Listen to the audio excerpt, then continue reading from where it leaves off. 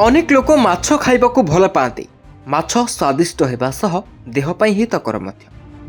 एथिरे थिबा omega 3 fatty acid हृदय यकृत समस्या दूर କରିଥାଏ। हेले एहार कंटा ପାଇଁ लोकमाने खाइबाकू डरी थांती। अनेक समय माछ खाइबा बेले तार कंटा गलारे लागी हैरान करिथाए। माछ कंटा गलारे लागिबा अत्यंत कष्टदायक होइथाए।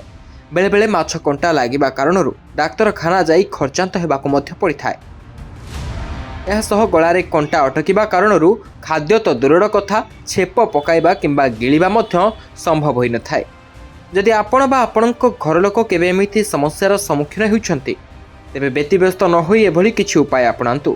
देखिबे माछ कंटा तुरंत खाद्य नळी बा गलारू बाहरी जिवो। गलारे माछ कंटा लागिबा मात्रे सर्वप्रथमे जोर काशिबा आरंभ करंतु।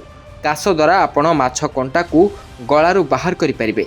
जदि आपण किछि मिनिट जोर काशंती तेबे गलारे लागिथिबा हाड़ किंबा कंटा उपरे बल प्रयोग करी शरीरर वायु बाहरी आसिथाए।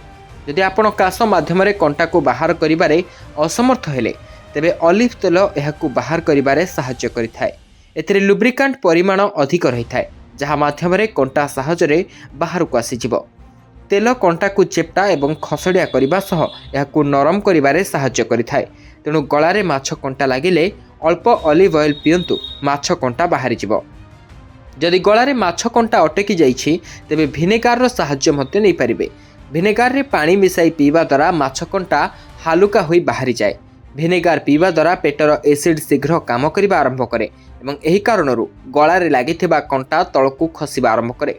बड़ गुंडा करी भात खांतु। जदि भात नाही तेबे सुखिला रुटी चबांतु एवं एहाकू गिळि दियंतु।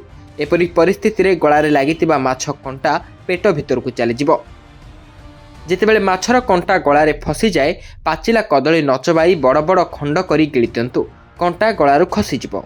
पानी रे ब्रेड बुड़ाई खांतु। एही पद्धति बहुत प्रभावशाली बोली कहा जाए। ब्रेड खंड को उषुम पानी रे गुड़ाई गिळि दियंतु। यह पानी रे फुली जाई बॉल परी होई जिवो एवं एहार चिक्कण गुण हेतु यह माछ कंटा को गलारू तळकू खसेबारे सहाय्य करिवो। जदि अधिक असुविधा हेउछि एवं माछ कंटा बाहर को आसु नाही तेबे डाक्तरक सहित परामर्श करंतु। ब्यूरो रिपोर्ट, जय ओडिशा लाइव।